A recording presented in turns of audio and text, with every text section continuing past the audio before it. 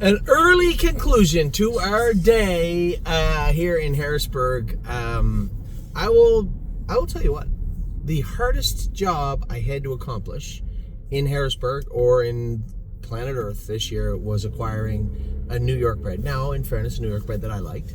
And I didn't bid on many Pacers because I knew that the majority of our clients in New York, especially, were going to lean towards a trotter also.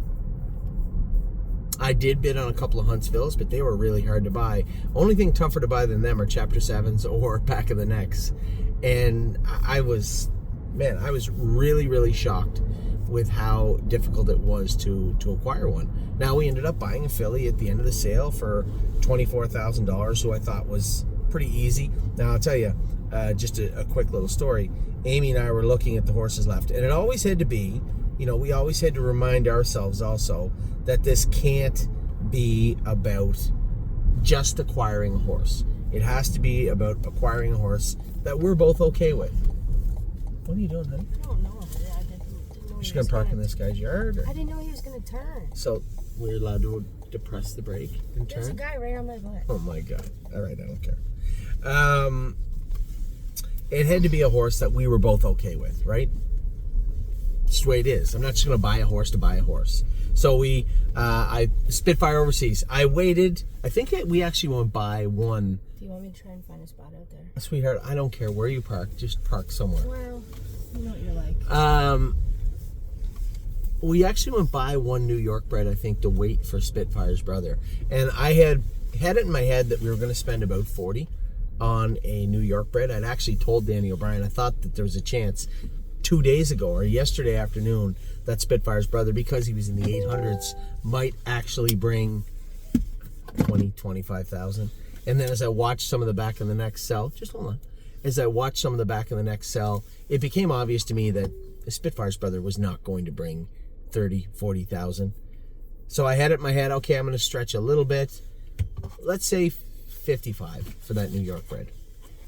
And we blew way past that. Well, they did, anyway. $80,000 the back of the neck brother to Spitfire overseas went for. I thought he was one of the nicer ones anyway. They came in all shapes and sizes. And what we ended up buying was a back of the neck filly. Now she's got a 2-year-old racing in Ontario right now that's made $55,000 this year. I want to make sure I get the right one here.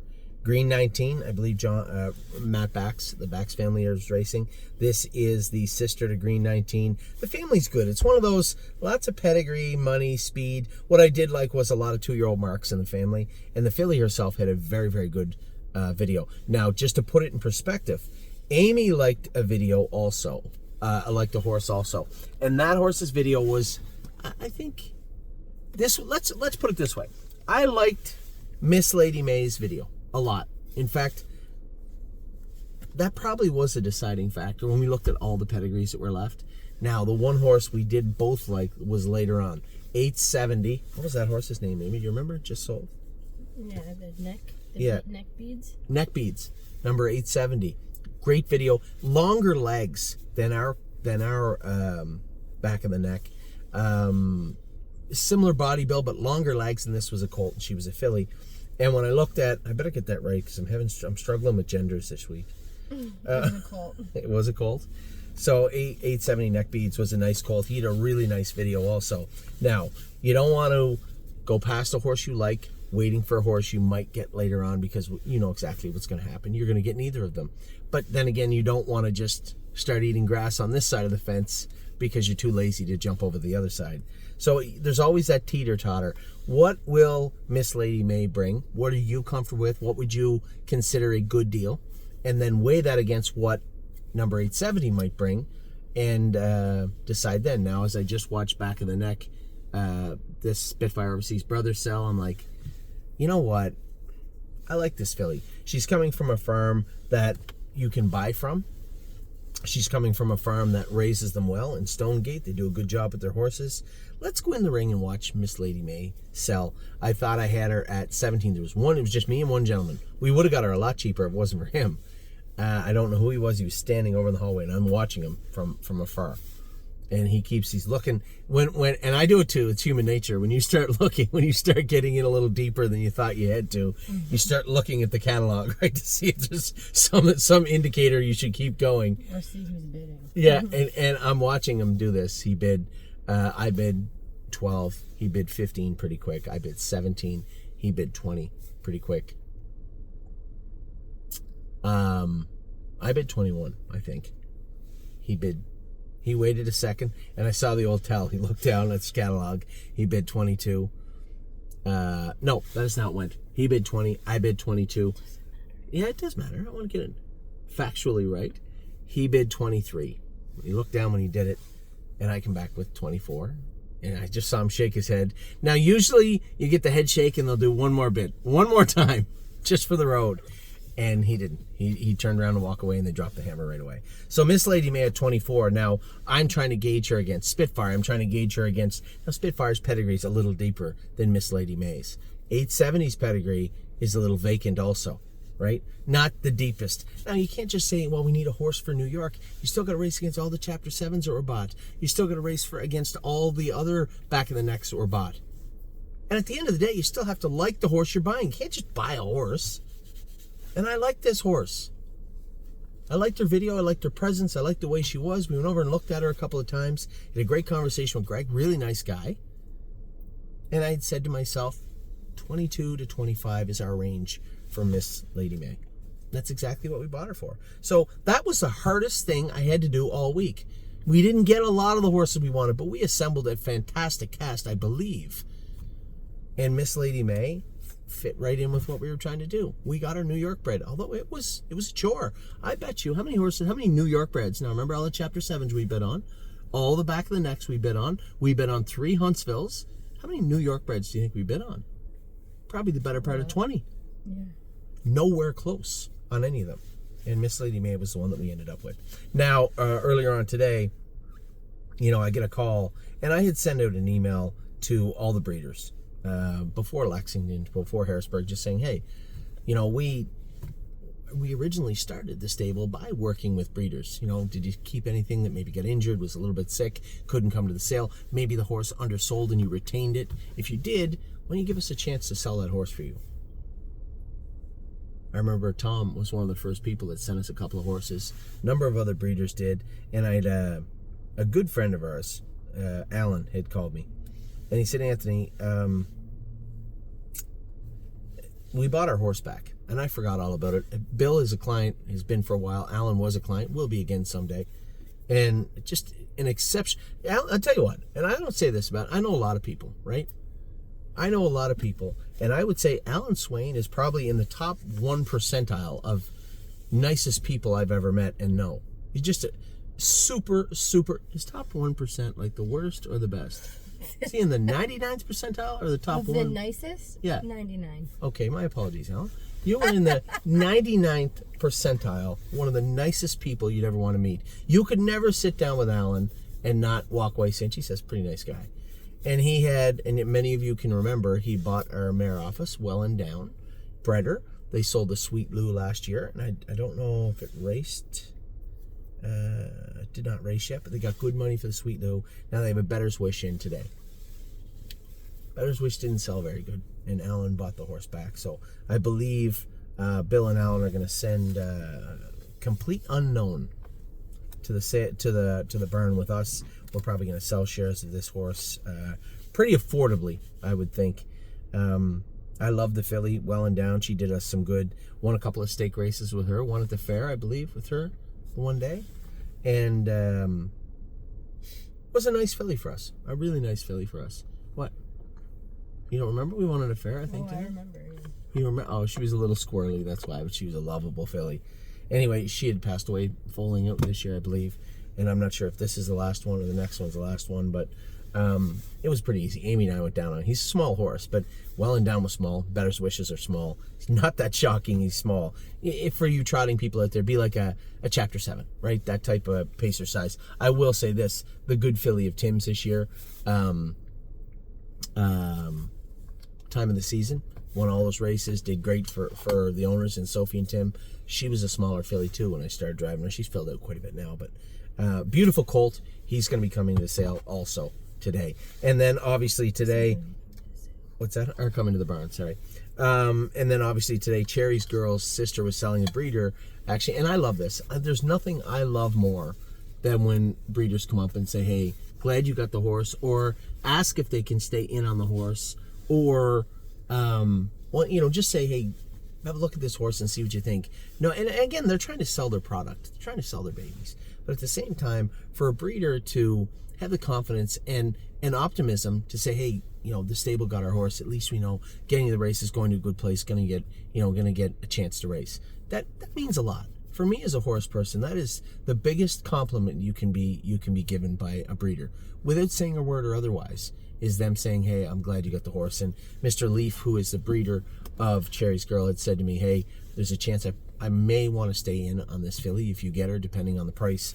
And the Father Patrick sold a little funny. Some of them sold in the 19-20 range. Some of them sold a little bit higher. This filly, I thought when I saw her video, I thought she was a little smaller than Cherry's girl. But when I went and looked at her in person, she actually isn't. She might be a hair shorter than Cherry's girl, but as long as Cherry's girl. The difference is Cherry's girl would literally kick your face in when you bought her. Like, she had an edge on her. This one's just happy. What's that? She was a little nasty when Cherry didn't act like that here, though. We didn't find that out till we got her home. Oh, she was a little spicy here, but obviously I liked it when they're a little spicy. But when we got her home, that spice turned into a little anger. And she wasn't super bad around humans, hated horses, and would kick at them. And poor Carla came under fire one day and ended up getting a broken bone because of it. But this filly, the sister, just looks sweet as pie. And again, Virginia bred. We tried to buy that pacing filly on day one. I wanted. There was a Virginia bred. Went for $65,000. I thought we'd get her for half that. I don't even know if I got my hand up to bid. But this again, we're heading back to Virginia now with a 2-year-old and 3-year-old, both Cherry's girl and her sister. So PJ's Lovin' is now ours. Alan's, is it a colt or a filly? Alan's horse. It's a colt, right? I remember. It's a colt. The colt at a well and down, complete unknown, is heading to us. And then, of course, we finished off our yearling sale with Miss Lady May, who is also coming to us. So that brings the tally to a little more than I said. I said we'd get 6 or 7. I bought an extra pacer, right? We got our New York bred. Who else did we get?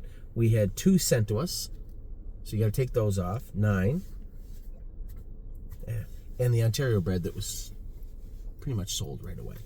So for those of you out there following along, yes, I know. I went over by a little bit. I bought the filly that I thought was a colt. That's a running joke. Yes, I did that. I bought the pacer I wanted. I bought an extra pacer for everybody, a much more affordable one that I loved in Stay Charming. I bought the trotting colt that was actually a filly, who I liked in Incredible. I bought Mordecai Hanover. That is our New Jersey pacing filly. Came right in at $38,000, which is below what I thought we would spend, which is good. Right in where we wanted to do business. We bought Landlubber. Funny, I talked to James in New Zealand, and congratulations to James. I know he doesn't watch the videos, but it's a big deal. You go to another not alone another city, state, province. He went to another continent and competed against all the other drivers. He's already won this once, and he is the leader going into the last day. So good luck to James. He asked about Landlubber. He said, "Oh, you got a bulldog colt?" I said, "Yeah." The out of his sister, the tattoo artist. He said, "Oh, great." He said, "Oh, stylish beachwear." He said, "I think I drove her like every start of her life. She was super fast. Mark Stacy had her." He said, "She was a really, really nice filly." I said, "Well, James, we now have the foal by Bulldog Hanover out of that filly that you drove." He said, "Oh, that's great." Cirrus, my favorite horse from day 2 was Cirrus. I loved this horse. I told everybody why. He's our boy. Chips Ahoy Hanover.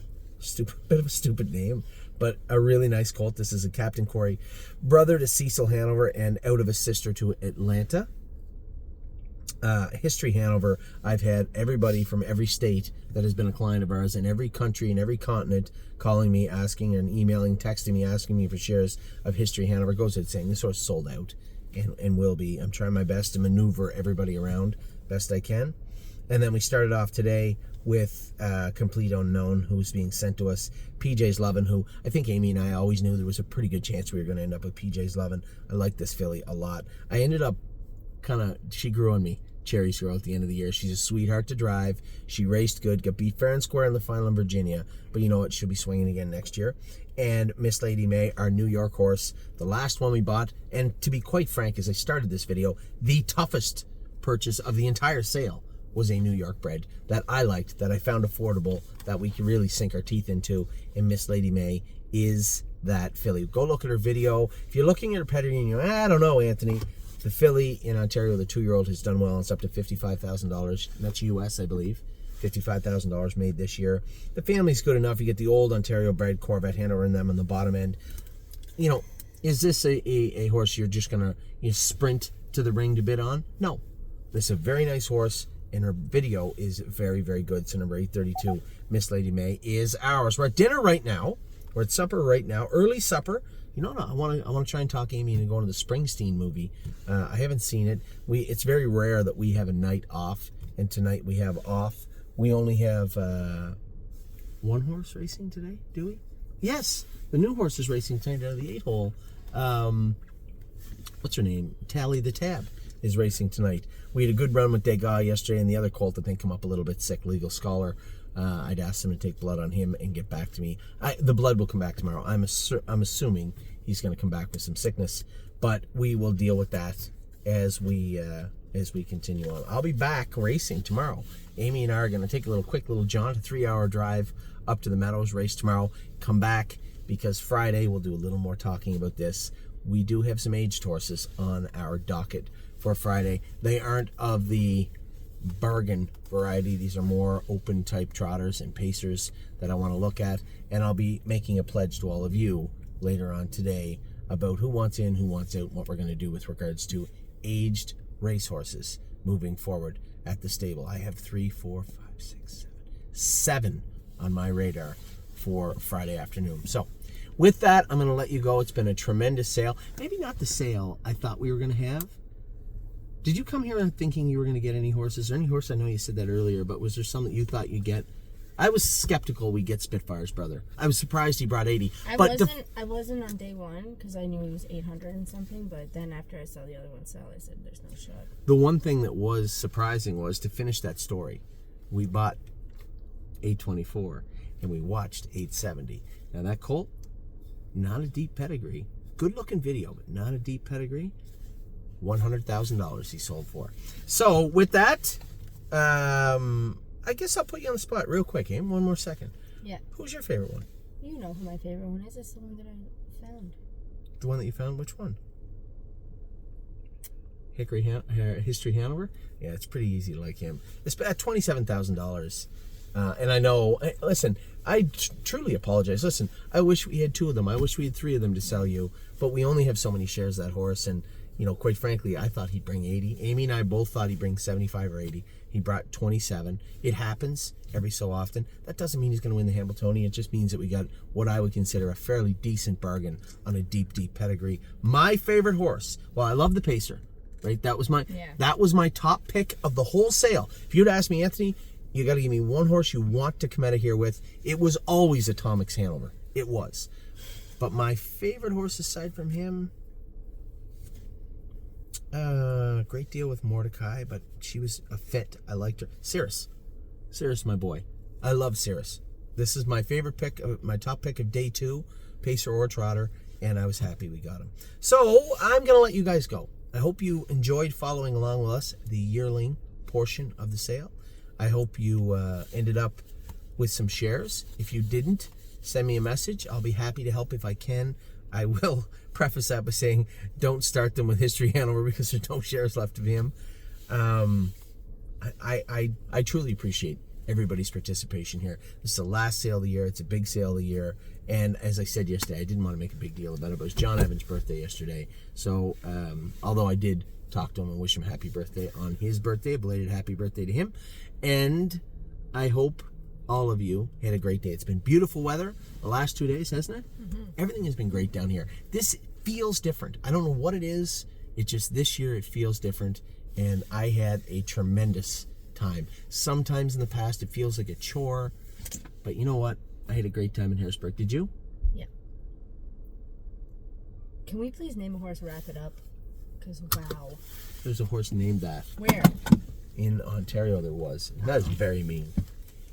Take care, everybody.